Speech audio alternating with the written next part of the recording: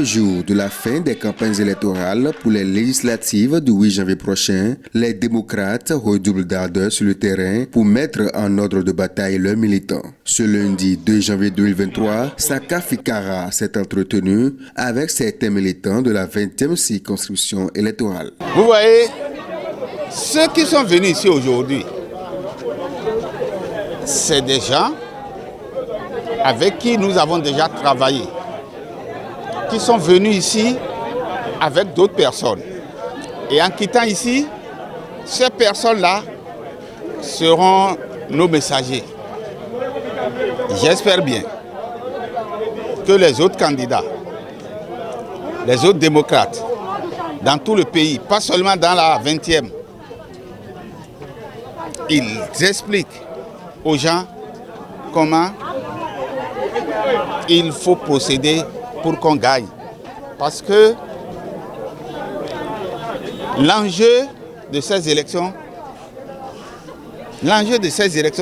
ce n'est pas seulement les membres du Parti démocrate, c'est pour tous les démocrates du pays.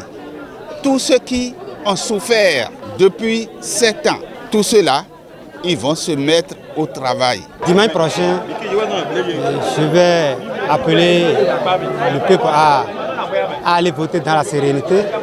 Il faut que tout se passe dans l'autre pas de bruit, mais je suis sûr que nous allons mettre le paquet et que le peuple est déjà éveillé et le peuple sait déjà ce qui se passe dans le pays.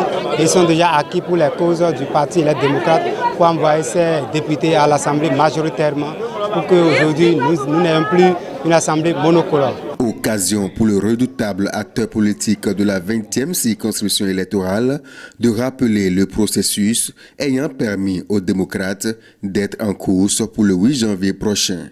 Si la Cour, si la justice n'avait pas rendu une décision en faveur du seul parti de l'opposition, alors nous serons seulement dans la situation de 2019, où c'est seulement des députés qui ont été nommés par le pouvoir.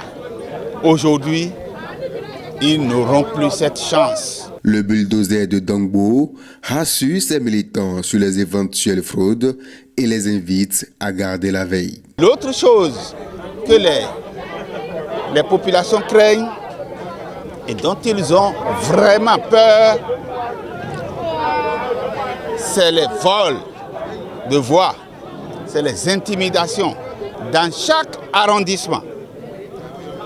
Les responsables des démocrates doivent savoir il y a combien de centres de vote et globalement de bureaux de vote qu'ils vont suivre après les élections, les urnes jusqu'à l'arrondissement et demander aux responsables de l'arrondissement de compter.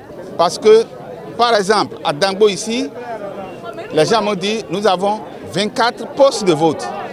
Il ne faut pas que le 8 au soir, à l'arrondissement, on dise que c'est 30 postes de vote. Ça là, personne n'y pense. Plus le 8 janvier s'approche que les candidats et grands responsables du parti, présidé par Eric Arundete, descendent dans Mosée-Vallée pour mobiliser leurs troupes pour une victoire certaine au soir du 8 janvier prochain.